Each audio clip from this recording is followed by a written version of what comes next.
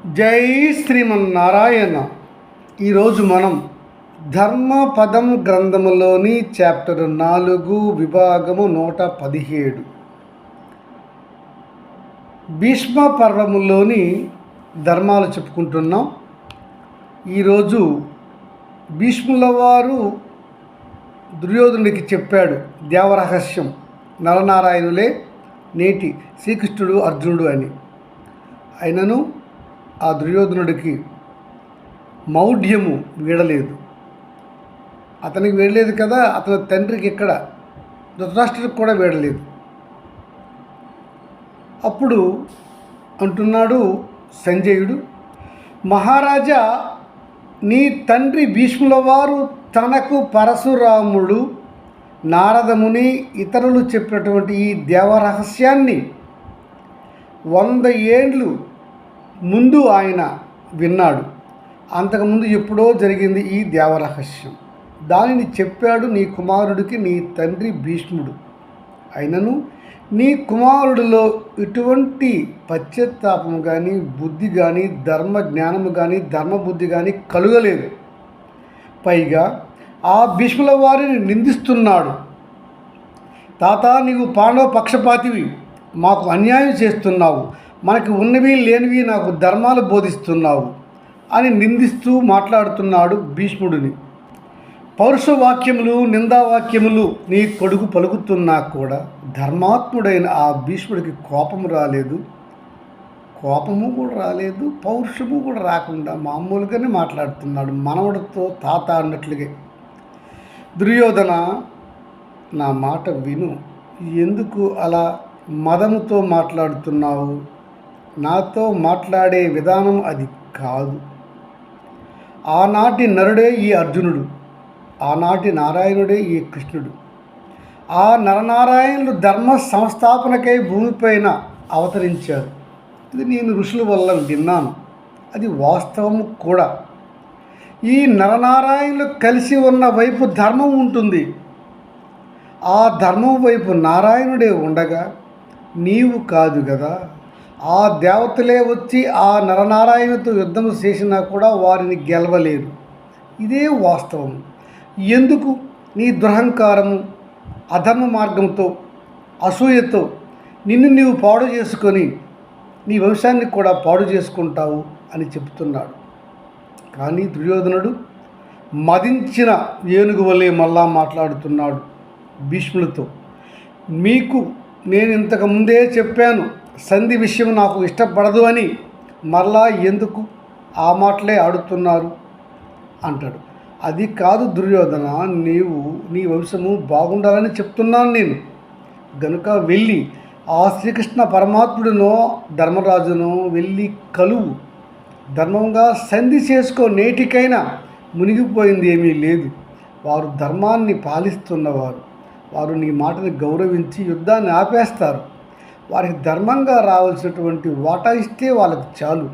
వారే అసూయతో నీ రాజ్య భాగం అడగరు అని చెప్పాడు భీష్ముడు. కానీ తృణీకరించాడు దుర్యోధనుడు. మీరు నాకు ఆ మాటలు చెప్పవద్దు. మీరు ధర్మంగా నా పైన ప్రేమతో యుద్ధం చేస్తారా లేదా, ఆ పాండవులను జయిస్తారా లేదా అనే మాట్లాడుతున్నాడు. మహారాజా, నీ కుమారుడు ఆనాడే చెప్పాను మీకు నేను, ఆ నారాయణుడు నరుడు ఉన్నవైపు ధర్మం ఉంటుంది, విజయం ఉంటుంది, వారితో యుద్ధం వద్దు వద్దు వద్దు అన్నాను. మీరు నా మాట వినలేదు. సంజయుని మాట ఎప్పుడు విన్నారు? వినరు. సరే, మీ తండ్రి భీష్ముల వారి మాట విన్నారా? కులగురువు ద్రోణాచార్యుల మాట విన్నారా?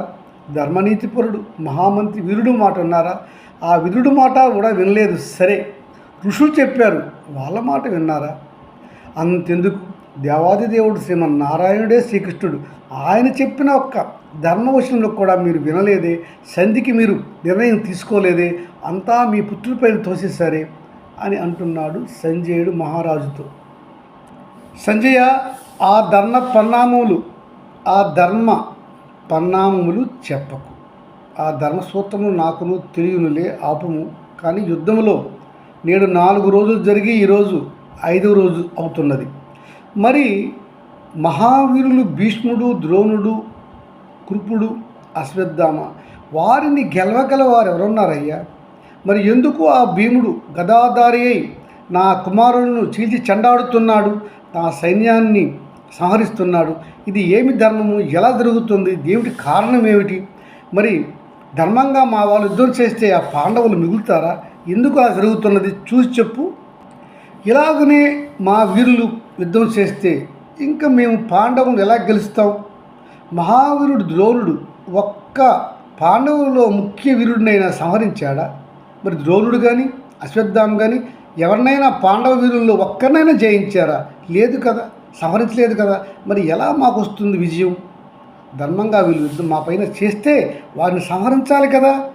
ఆ కొంతలో కొంత మేలు ఆ భూరిశ్రవుడు, అంతేగాని వీళ్ళెవరూ మాకు బాగా యుద్ధం చేయడం లేదు.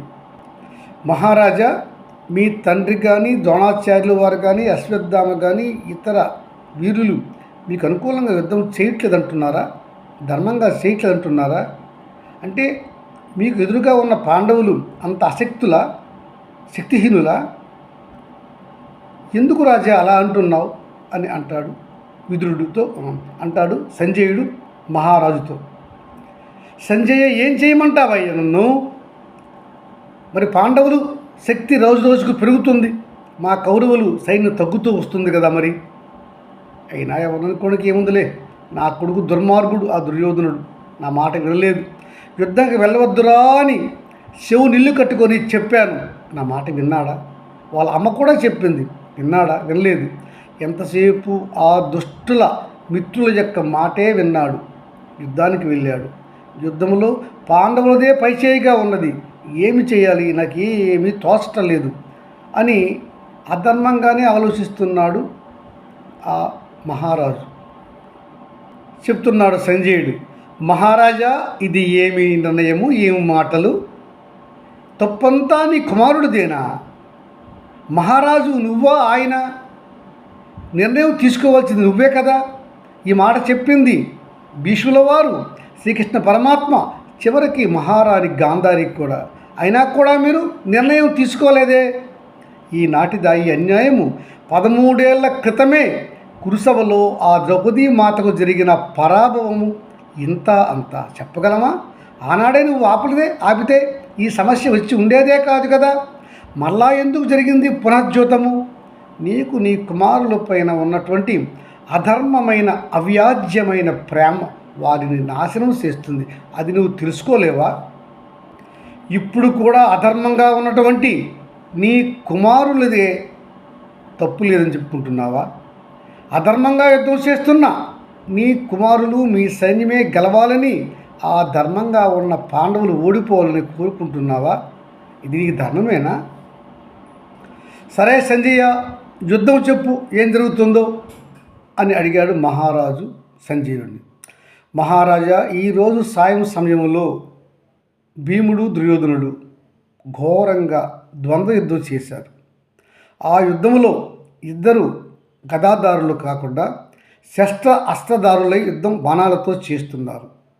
ఈ శస్త్రాస్త్రధార దుర్యోధన భీముల యుద్ధము ఘోరంగా జరగగా చివరగా 10 బాణాలు ఖచ్చితముగా దుర్యోధనుడి గుండెలో గుచ్చుకోటట్లుగా భీముడు వేశాడు. భీముడి యొక్క అతి గట్టిగా తగిలిన ఆ బాణాల లోతుగా వెళ్ళిపోయినాయి. దుర్యోధనుడికి రక్తము కారుతున్నది. దుర్యోధనుడు భీముని దెబ్బలకు మూర్చపోయాడు, రక్తశక్తమైపోయాడు. అయితే ధర్మం గల ఆ భీముడు మూర్ఛపడి ఉన్న నీ కుమారుడిని ఇంకా చంపడానికి ఇష్టము లేదు. అతడు మూర్ఛ నుంచి తేరుకుంటే మళ్ళా యుద్ధం చేసి సంహరిద్దాం అని భీముడు చూస్తున్నాడు. కానీ ఎప్పటికీ నీ కుమారుడు మూర్ఛ నుంచి తేరుకోలేదు. అంత గట్టి బాణాలతో కొట్టేశాడు భీముడు.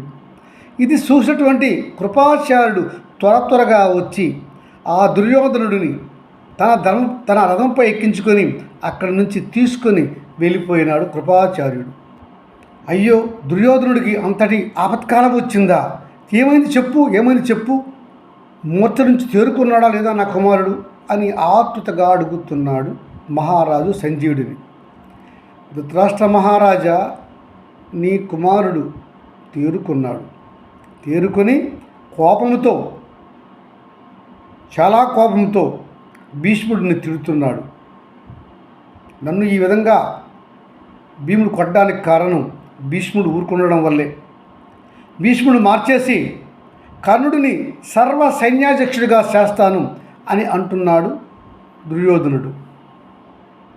అనేసరికి అంటున్నాడు ధృతరాష్ట్రుడు, సంజయ చెప్పు, మా తండ్రిని సర్వ సైన్యాధ్యక్షుల పదవిని తగ్గించేస్తున్నాడా దుర్యోధనుడు? తప్పించి కర్ణుడికి ఇస్తున్నాడా? అయ్యయ్యో ఏమన్నాడు మా తండ్రి, చెప్పు అని ఆతృతగా అడిగాడు ధృతరాష్ట్రుడు సంజయుడిని. మహారాజా, నీ కుమారుడు అలా అనేసరికి భీష్ముల వారు ఎటువంటి కలత చెందలేదు. 9వ రోజు యుద్ధంలో ఎలా జరిగిందో మీకు నేను వివరిస్తాను వినండి అని చెప్పుకొచ్చాడు సంజయుడు.